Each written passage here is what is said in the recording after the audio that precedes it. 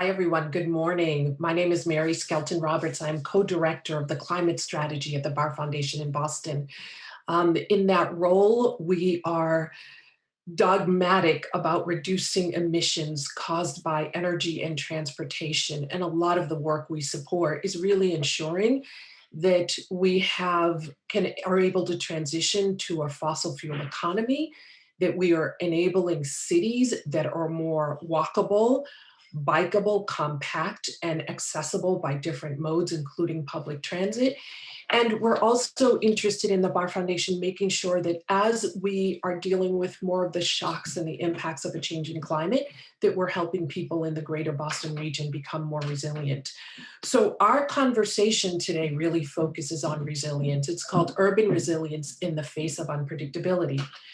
We're going to talk about that the pandemic really did serve as a wake-up call, laying bare many of the inequities and the fragile systems that we all are part of.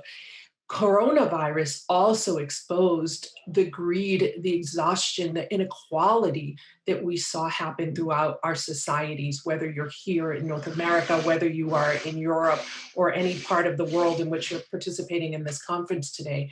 And one of the things that I think has become the rallying cry is we cannot go back to normal. There's no such thing as going back to what life used to be like. And so part of the conversation today is exploring strategies for reimagining a recovery that enables more resilience, stronger communities, cities, and systems, so that the next crisis that hits us, we don't see the huge disparities that we've seen play out during COVID. So I have the distinct pleasure of introducing our panelists. We have three people speaking with us. We have Sheila Patel. She's chair of Shack Developers International in New Delhi, India. It's an international network of poor people's organizations and the NGOs that support them in Asia, Africa, and Latin America. She's also the founding director for the Society for the Promotion of Area Resource Centers, an NGO that has been working since 1984 to support community organizations of the urban poor.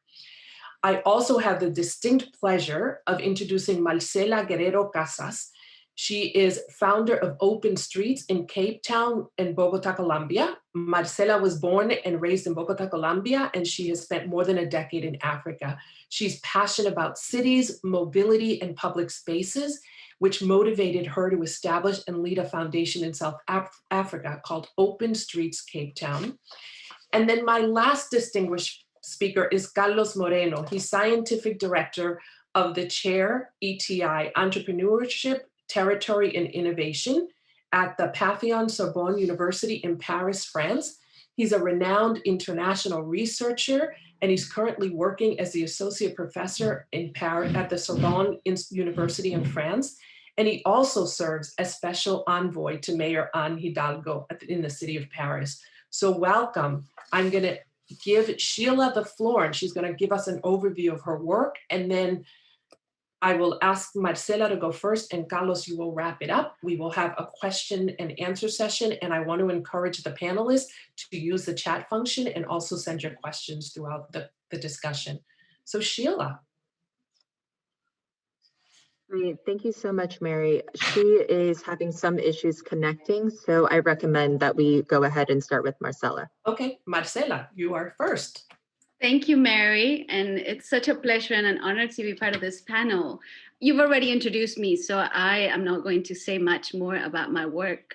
I actually just want to take the opportunity to reflect on, this idea of climate resilience and building resilience. And, some of the presenters earlier spoke about what's happening at the policy level and also at the ground level. And I think when resilience happens is when those two meet. And so, as I was preparing for this conversation, I wanted to share two examples of where I think that's happening. And one of them is in Bogota, one of them is in Cape Town, the two cities where I call home, I guess. The first one is in Bogota, and it's a very short story, but everybody has probably heard that there are these permanent or rather temporary bicycle lanes that have been kind of implemented all over the city.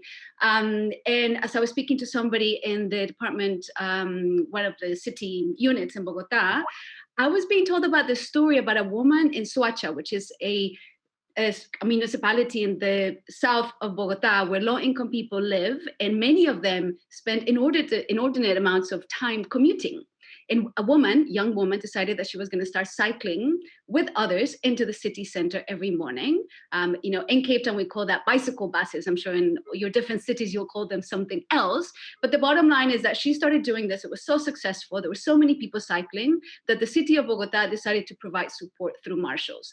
And to me, that says the city didn't all of a sudden say, we're going to do this ourselves. They said, this is happening. A citizen has decided to do this. We're going to support it. And the other example, which is also about bicycles, and it has happened in Cape Town very recently, as part of the response to COVID, people organized at the neighborhood level here. And for those of you who've been to Cape Town, you'll remember that the city is very segregated. Apartheid planning was very successful in keeping people apart, and it continues to be that way, unfortunately. So people are divided by big highways. And at this neighborhood level, there were things called the community action networks. And during lockdown, they couldn't meet for obvious reasons. But they've been organizing throughout all these months, doing various things. And a couple of weeks ago, they decided to meet in person by organizing a bicycle ride. And they went from a leafy suburb called Pinelands to a township called Langa, and then to another township, which is the largest in Cape Town, called Kailicha, which is about 20 kilometers apart, all in bicycles. And to me, what that reminds us of is that, again, there are all these tools that we already have, and that in moments like this, it's about just connecting the dots and really connecting with each other. Ideally, later on connecting, not later on, but at some point with the policymakers and those who are making decisions at that level. So I thought that I would start with that. I have a few more other stories, but over to you, Mary. Fabulous. Thank you. Carlos.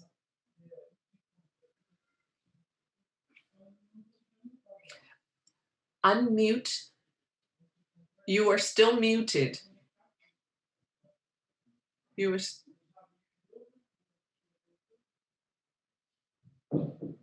still muted. Yeah, it's okay. It's okay now. Thank you. Thank you so much. Hello, everybody. It's a real pleasure for me to be here. And of course, I want to share with you my vision in Paris about resilience, urban resilience, and mobilities with a particular point of view, because I am a scientist, and my specialty is to imagine the city of the future in these hard times, because on the one hand, we should fight against climate change. This is one of the most important issues for the humanity, because climate change is a reality today. We need to reach at the horizon 2050 the carbon neutrality if we wanted to survive as human civilization at the end of this century. And for that, we need to radically reduce the CO2 emissions in this decade.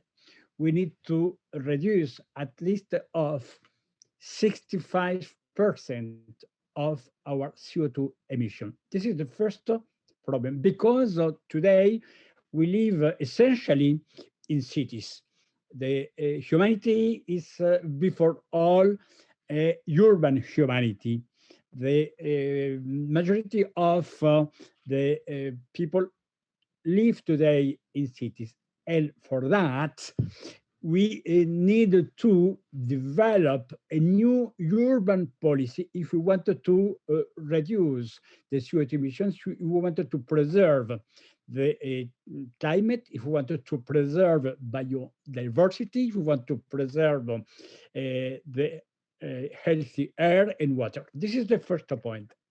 But we have a second point now, because for almost 1 year, we are living worldwide this pandemic crisis with the COVID-19. And what means today this hard situation?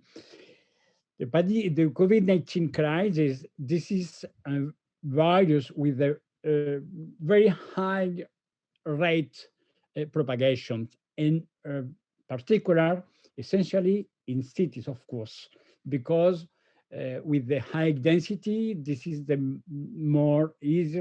is easier for developing this trouble today. And if we wanted to develop the real resilience, we need today to fight at the same time against climate change and against COVID-19 with the physical distances, with the new barriers. For that, in a city as Paris, we have been developing a new concept, the concept of the city of proximities. The concept is very popular now worldwide, the concept of the city of 15 minutes, the 15-minute city. The 15-minute city, this is an idea in my research work by myself because I have studied the different aspects for developing the quality of life for changing our urban lifestyle if we want to, at the same time, to fight against the climate change and to fight against the COVID pandemic crisis. The 15-minute city, this is the new possibility for living within a shorter perimeter in a 15 minutes by walk or by foot or by bike without CO2 emissions, and to access the essential urban social functions. I have been modelizing the 6 urban essential functions: to live, to work, to supply, to care, to educate, and to enjoy. We consider in Paris that if we have the possibility to offer in the short distances the access of the maximum of the 6 urban social functions, we have the possibility to reduce radically the CO2 emissions, and at the same time, we have the possibility to develop the vibrant city, to a livable city, because we had the possibility to develop in the neighborhood the pedestrian streets, not for car, for human, to offer the public spaces livable for kids, for elderly people who have the possibility to take care of the fragile people. We have the possibility to develop the one-point shop. We have the possibility to develop the commerce in the proximity. We have the possibility to develop culture, theater, and cinemas. In a nutshell, we have the possibility to offer in the proximity a real new quality of life and to avoid this hectic life, to avoid the anonymous life, to a stressed life. Many people consider, when I have been starting to speak about the 15-minute city, that it is a utopia, because it's not possible to work in the proximity for people. And in fact, with the COVID-19 crisis, we have been discovering that it is possible to combine, for example, the remote job using digital technologies with the reduction of the physical presence in the offices, in the corporate towers, etc. And we have the possibility today to change radically our lifestyles. In fact, we need to change the paradigm. We need to change our mindset to break with the massive production, massive consumption, and to develop an other lifestyle for living in the proximities, for having time for myself, for my family, for my friends, for my colleagues, for developing solidarity in my district, in my neighborhood, and in fact, for developing the otherness because we need today the otherness if we wanted to develop the livable cities, and at the same time to preserve the planet for climate and for a healthy life. This is the concept in Paris, the 50-minute city, and today this is a concept very popular in all continents, in different cities, by the different network of cities, as the 40 cities, for example. Fantastic. Thank you. Thank you. I don't think we have Sheila yet. So I'm going to turn it back to you, Marcela, and ask us to talk a little bit about how does the current context of COVID help people in South Africa and the work that you're doing? How does it help people think differently about the use of streets?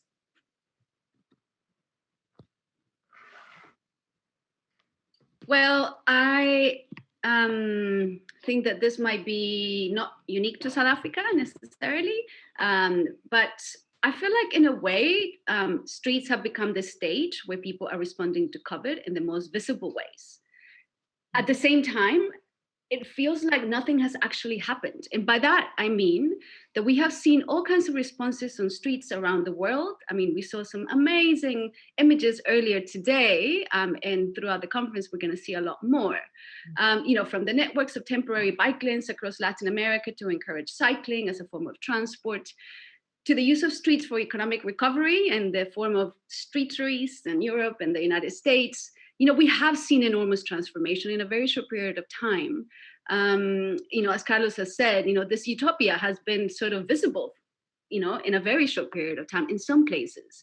Because at the same time, as you pointed out, Mary, COVID has shed light on the myriad of pre-existing conditions, which has made this pandemic so much harder in some communities than in others. The challenge is to make more streets more inclusive, safer, and more sustainable are not only still there, we need to work even harder to overcome them because of the uneven impact that the pandemic has had. And I'm referring specifically to issues like safety, inadequate infrastructure, and much bigger challenges around the urban layout of our cities, which can enable or prevent or at least delay the building of this 15-minute city, for instance. Obviously, this differs across the world. So, when we talk about safety in the global north, this is often addressed in terms of building the type of infrastructure that can protect and foster walking and cycling. Meanwhile, in the global south, we think of issues around crime, gender-based violence, and in places like in the US, achieving safety on streets means tackling issues of race and policing. So I like to think that we can learn from both, from these things that are happening on our streets, the experimental strategies being utilized in some places, but also the difficulties in overcoming those deeply seated challenges. And, very much like with climate change, there are things that we can do in the short term, and then there are things that we need to start laying the foundation for so that they can be achieved in the long term. Yeah, let's talk a little bit more about that, Marcela, because as you're talking about the repurposing of streets and the organic use or uptake of more bicycling, what do you see being institutionalized or made permanent? Because we're seeing shifts here. We're seeing lots of things popping up, and then we're seeing in other places cars are sort of taking back their streets. So what's happening in Cape Town? So in Cape Town, there hasn't been the same sort of upsurge of temporary, sort of infrastructure or pop-up bicycle lanes that we've seen in other places. And so I couldn't really speak about whether or not it's going to be permanent. I mean, there's a lot of interest, but we live in a city where the urban makeup is just too spread out, and we don't have a culture of cycling. So unlike places like Latin America, where people just took onto the streets because that's what they were doing before, here it's really just doing more of what we've been doing until now, which is advocating for more, promoting more. But the one thing I have seen, which I'm very inspired by, is the entrepreneurial efforts or initiatives that are popping up and that are related to cycling and potentially walking. And that's very much at the local level. And I think this is where Carlos' concept is really relevant. So, in townships, there are bicycle hubs or bicycle centers that are popping up, where cycling is being encouraged, where bicycles are being fixed. And it doesn't mean that people can exist in that small space just yet, because again, people still need to travel long distances. So this is again where I think the short-term things that we're seeing that are bubbling up need to meet somehow with the much longer-term plans that will hopefully happen when policymakers make those decisions that we all hope for. Mhm. Carlos, I want to come back to you because you talked about the 15-minute city in Paris, and all of us all over the world are really excited about this concept. Tell me why now, and if it works. I mean, you've already hinted at it, but what are your expectations? And how does this have an impact to change not just what's happening in France and in Europe, but global South, all over the world? Yeah, of course. I totally surprised with the impressive effect of this concept around the world, because when we have decided to launch this idea with the mayor of Paris, Ms. Anne Hidalgo, for the electoral campaign, in fact, this is not a new concept, because the first time when I spoke about the 15-minute city, it was 6 years. But for my community of scientists, in fact, this is very different to work about a scientific concept and the moment, the ideal moment when it is possible for people to hearing this concept, to apply and to, in fact, rediscover it for developing the concrete application. I have just a small video, 1 minute, 15 seconds, for illustrating this concept. This is, I think that this is okay.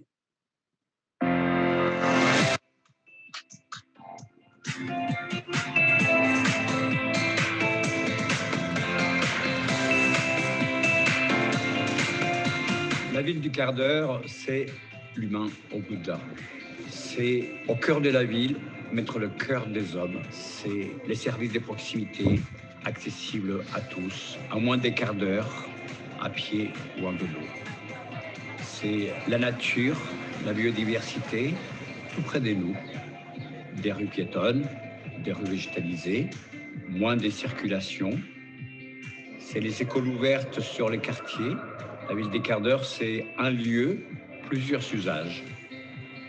C'est quitter la mobilité subie pour aller vers la mobilité choisie. C'est dire bonjour à tout le monde.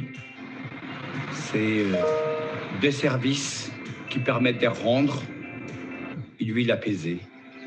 C'est pouvoir vivre plus librement dans la ville, profitant de son quartier. C'est la ville pour tous.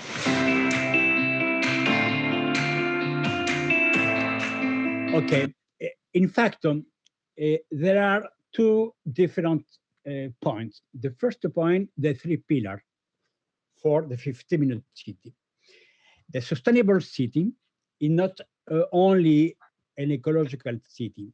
The sustainable city is a city in the convergence of the ecological attitude, a new economical attitude, and the social impact for each one of our activities. In reality, if we wanted to develop a sustainable city, if we wanted to apply the SDG, the Sustainable Development Goals, we needed to build the concrete actions in the convergence of the ecological way for climate, for biodiversity, for nature, economical way for proposing the new economic models in cities, and the new social impact in order to fight against exclusion, racism, intolerance.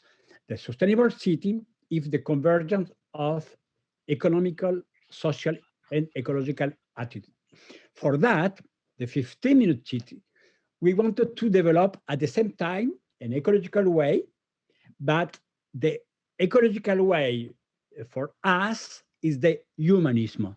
We wanted to develop a new humanism in cities. The new urbanism is before all a new humanism for the compliance in the ecological, economical, and social way.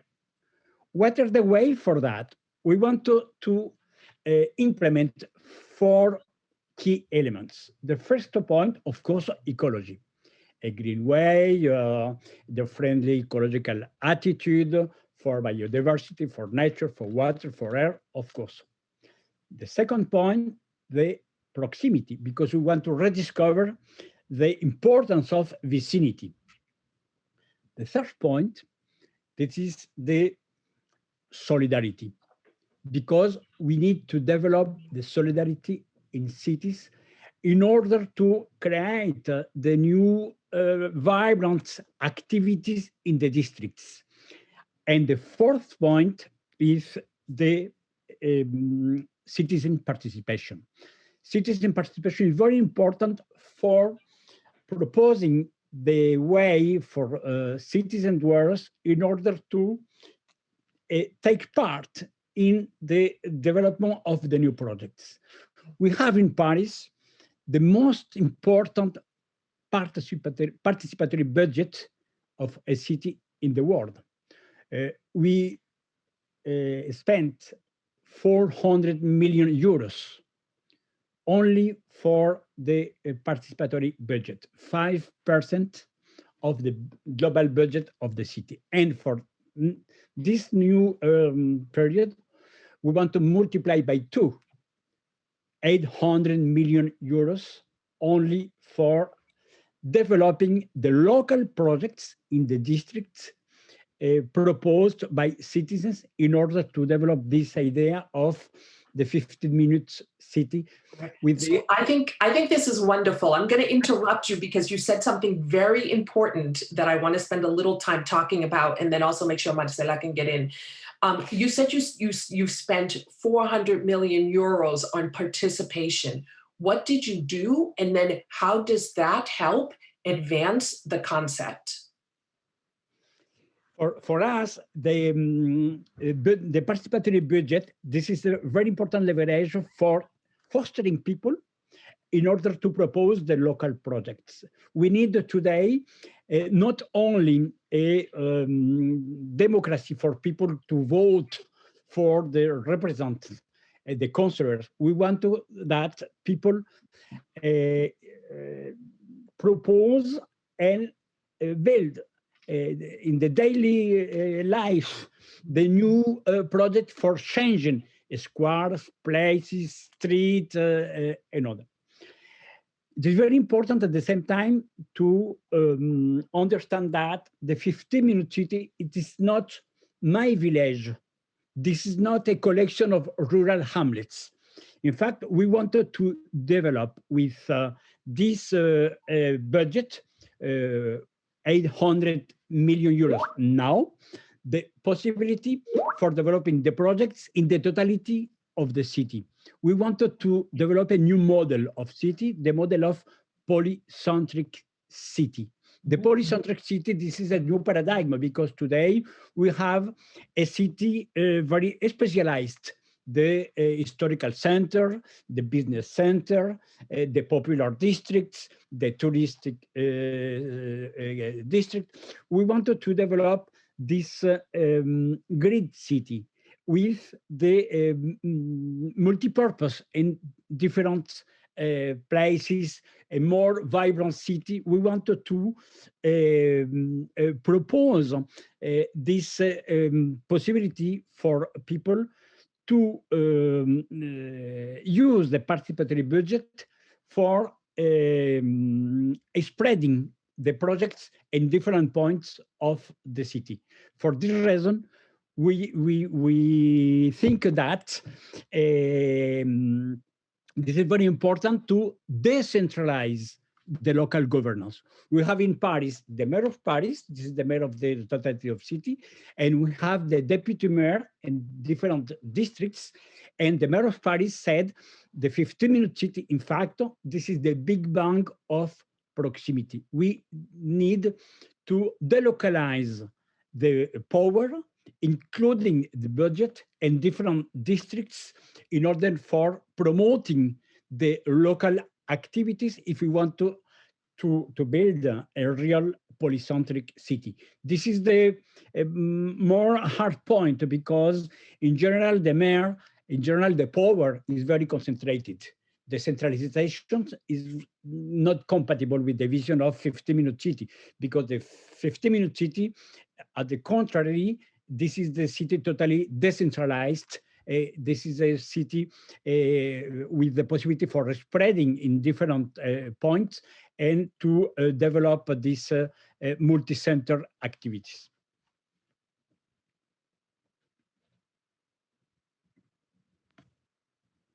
So it sounds like Mary was disconnected somehow. I mean, Carlos, what you're saying is obviously music to my ears, and I'm sure lots of other people who believe that citizens have so much agency, have so many ideas and innovation, but obviously we live in such different worlds. And so when you speak about what's possible in Paris, and I'm sure it's not easy, I'm sure that it's very difficult to really engage with the different various communities.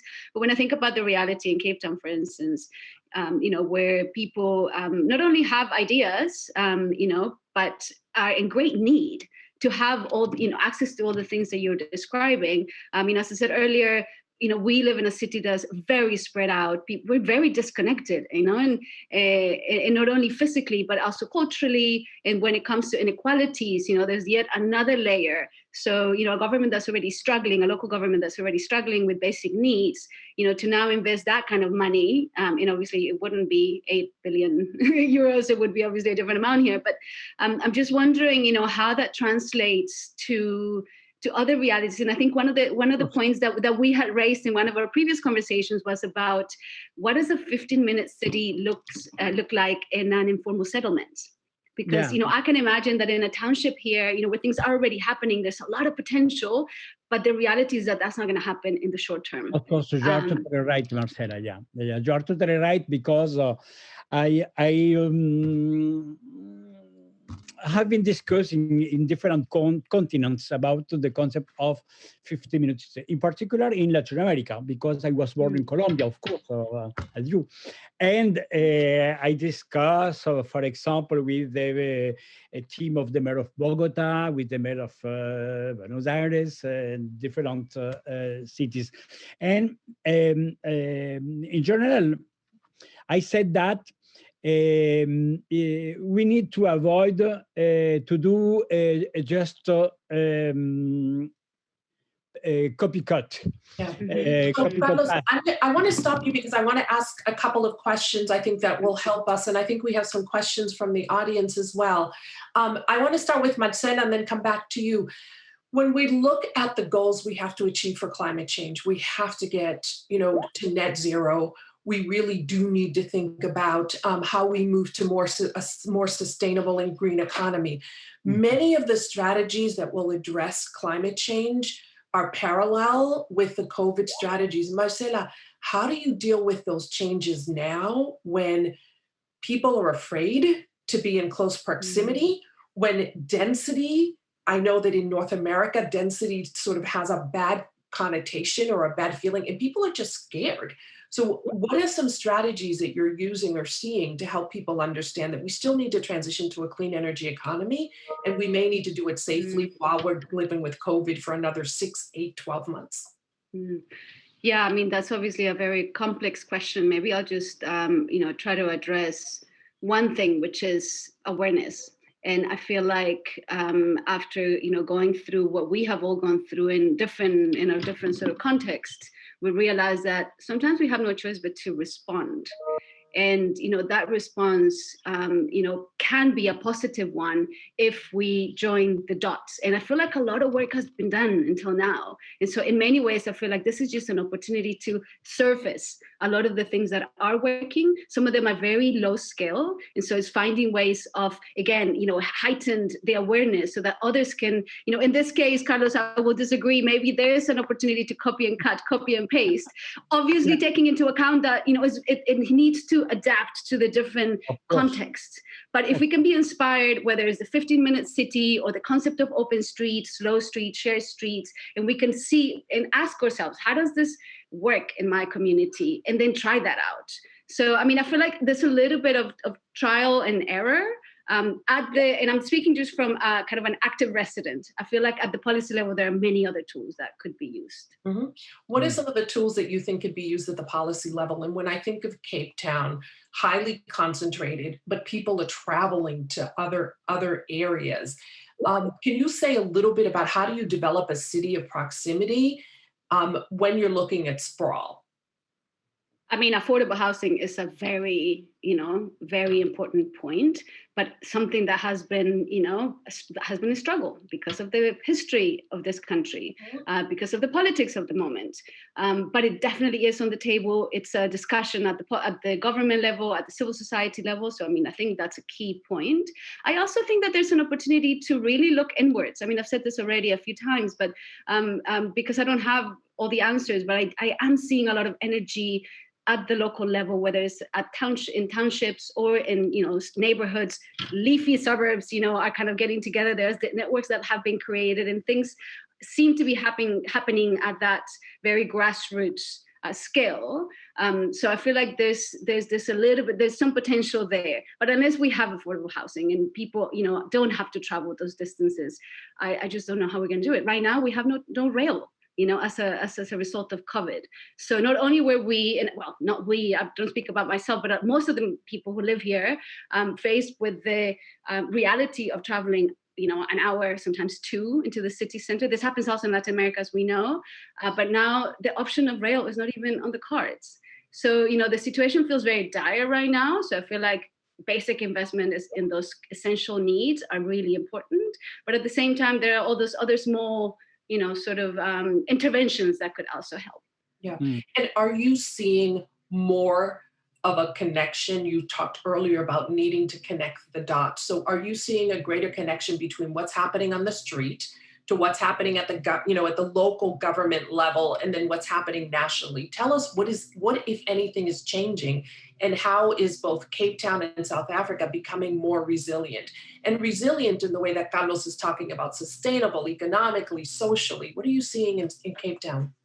Yeah, I don't think that that's happening yet. Maybe it's a very slow process. There is definitely a disconnect from my perspective. But I do see that there is a lot of initiative.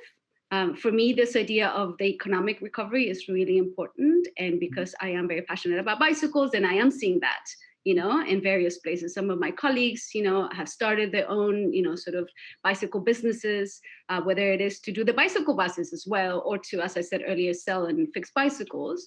So there's some of that, but I wouldn't dare to say that there's a direct link with what's happening at the policy level yet. There are conversations, and very promising conversations. Very recently, the local government, sort of created a strategy to bring, more sort of energy into the CBD, into the city business district. And they're trying to implement similar strategies, so the streeteries. So there is some of that.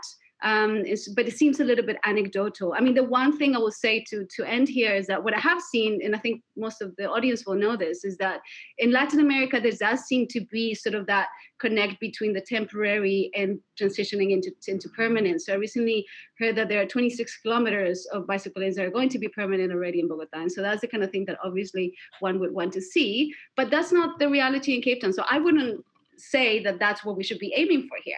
We should be aiming for something different that works for this context. Yeah, thank you. And hello to everyone. This is Christina here. I do just want to give a gentle 5-minute warning, just because we would love to hear from all of you for final remarks. And if there are any additional questions, I can direct them to you, Mary. Sure, thank you. So I want to come back to a different question with you, Carlos, since we have 5 minutes. You hinted and you talked about using streets for public good and repositioning streets as public space. What is the work that has to happen for that to become the norm? Yeah, I think that it is totally vital. The best word for me, this is the empowerment. We need today to develop this empowerment of people in order to transform in the daily life the most important point, the public spaces, because the democracy, we needed to develop the democratic behavior in the public spaces. We need to develop the equity in the public space. We need to develop the tolerance in the public space. We need to develop the ecology in the public space. We needed to transform the life of our kids in the public space. The mixity, the diversity, the tolerance are the very important values today, and we need to promote it in cities. The 15-minute city, it's in reality the convergence of three different scientific concepts. The first one, this is the chrono-urbanism, a new rhythm in the city. The second point, this is the chronotopia, the multi-purpose function of each square meters should be used for different things. And the third point for your question is the topophilia. The topophilia is a field very known in Latin America by the literacy, by writers, Garcia Marquez, and others. And we need today to develop the topophilia for developing a new urban storytelling. We need to develop the new urbanities. We need to develop this reappropriation of the public space, because we have the possibility to live another different story. Yeah. We need to develop this new proximity. I love this, because what you're talking about is reimagining not just the new normal. New normal. And how do you do it? By creating the level of engagement. So people are deciding and planning, and that's how you democratize public space. I love that. And you also talk a little bit about making sure that in the process of democratizing public space, that people develop a tolerance for the time and the patience they will need to have for the change that needs to happen on the ground. I can't thank you enough. That was wonderful. Marcela, last thoughts as you think about the work you want to do at the Open Streets Cape Town. Any thoughts for our public here? Yeah. So, I mean, I believe Open Streets is a tool for resilience, and it's a practice. So incidentally, I'm no longer with the organization in Cape Town. I left last year, but Open Streets continues to be this inspiration that I have seen in Cape Town, that obviously, when I was a kid growing up in Bogota, I was seeing every Sunday, that happens in India now and all over the US. And, if there's anything that I have kind of learned in the past few months, is that it's not a perfect tool, in that it doesn't always work. And so that we need to continue to interrogate these ideas that we think are laudable and that, are great.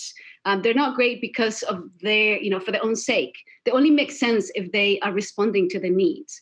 So remember the early days, in the US, there was a lot of discussion around, is Open Streets the appropriate response when you have essential workers that need to commute from point A to point B, and that actually, that might not actually work for them. And those are the really difficult questions that we need to be continuously asking ourselves. So that to me is sort of the lesson, or the takeaway, if anything, is that, we need to see whether it's Open Streets, a 15-minute city, all the different strategies as a tool to an end, to resilience, and that might change over time.